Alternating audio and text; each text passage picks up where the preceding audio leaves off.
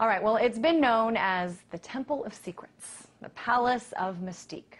So what happened today was meant to shed some light on what has been for nearly 100 years a dark, impenetrable place. I'm speaking, of course, about the Federal Reserve Bank. And today, Fed Chairman Ben Bernanke did what has never been done before by anyone in his position. He held a press conference. For more on that, I'm joined by Gerald Celente, publisher of the Trends Journal and also director of the Trends Research Institute. He joins me now from Kingston, New York. Hello, Christine. Hey there, Gerald. A lot of people watching this closely. What do you think Chairman Bernanke said today that Americans should care about? Well, watch what happened. Look what happened to gold and silver prices. They skyrocketed. Gold prices went up some $20, silver $2. What Bernanke said, basically, without saying it, is that they're devaluing the dollar by keeping interest rates low. So every American should be concerned about this because it's one of the fundamental reasons why gasoline prices are going higher. It's not only what's going on in the Middle East and in North Africa, it's because commodities such as food and other things are dollar-based. So we saw what happened, but I think it's going to go over the head of most people. I think it's interesting that you mentioned gold and silver prices, Gerald. A lot of people also keeping their eye on the dollar, which actually during the speech went to a 3-year low. Some reports also that gas prices rose by 6 cents from before the speech to after the speech. What do you make of this? Well, again, it's the devaluation of the dollar, and it's the transitory inflation that Bernanke says that we're not going to have. Christina, I have to say this. By their deeds you shall know them. Anybody that would believe one word that Bernanke says really has to have their head examined. And I'm only saying this because of his track record. This is from 2005. He's asked a question. Tell me, what is the worst case scenario if we see, in fact, real estate prices actually come down substantially across the country? Bernanke. Well, I guess I don't buy your premise.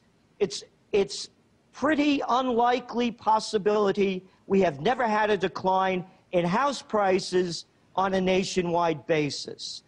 18 months later, in the midst of the subprime fiasco, he's asked about the problems. He says there's not much indication at this point that subprime mortgage issues have spread into the broader mortgage market, which still seem to be healthy. Certainly, Gerald, that portion of the interview we've seen a lot of since 2008, since we do know exactly what did happen with the housing market. I think I do want to play, though, something that Ben Bernanke said today regarding the deficit that, who knows, even you may agree with. We currently have a fiscal deficit which is simply not sustainable over the longer term. And if it's not addressed, it will have significant consequences for financial stability, for economic growth, and for our standard of living. It is encouraging that we are seeing efforts on both sides of the aisle to think about this issue from a long-run perspective. It's not a problem that can be solved by making changes only for the next 6 months. It's really a long-run issue. We're still a long way from a solution, obviously. All right, so there we have Chairman Bernanke acknowledging that the deficit is unsustainable. Is that something that you at least agree with? Of course, it's unsustainable. What he didn't really address is that where are they not cutting from? And the big cuts are not coming from defense. And it's the inepts working with the inepts, as he calls them, the so-called policymakers. You know, they're not going to come up with any solution. So this is just all jive talk.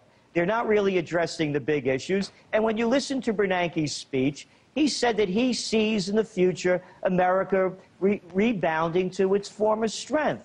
Oh, yeah? Hasn't China just displaced America as the world's #1 manufacturer?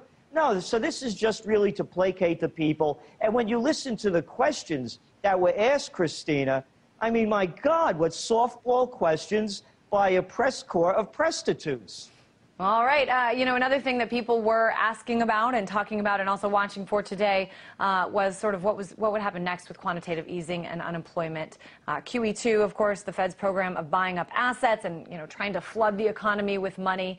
This will end on schedule, as announced. But it seems to be that the unemployment rate has barely moved despite this $600 billion program. And I understand these two are not totally interconnected. The QE2, this program was supposed to boost the economy, and then jobs were supposed to happen afterwards. What's flawed here? Go back to the Obama stimulus, or go back to the Bush one. When Obama passed the stimulus measure, they said that by 2010, we'd have unemployment rate at 7%. Or every time that they make these stimulus moves, or quantitative easing, whatever you want to call them, they always use the big lie that it's going to help unemployment. This is a story from Sunday's New York Times, Easter Sunday, when no one is reading the paper. Front page story, stimulus by Fed is disappointing, economists say. Yeah, no kidding. We've been saying that all along. The only thing that the stimulus has done is help the too big to fails get bigger. For the average American, life has gotten much worse. Armed with lots of literature today, Gerald. I like that. Lots of evidence to support your arguments, which oftentimes, as we've seen, have turned out to be quite right on. Gerald Celente, publisher of the Trends Journal and director of the Trends Research Institute.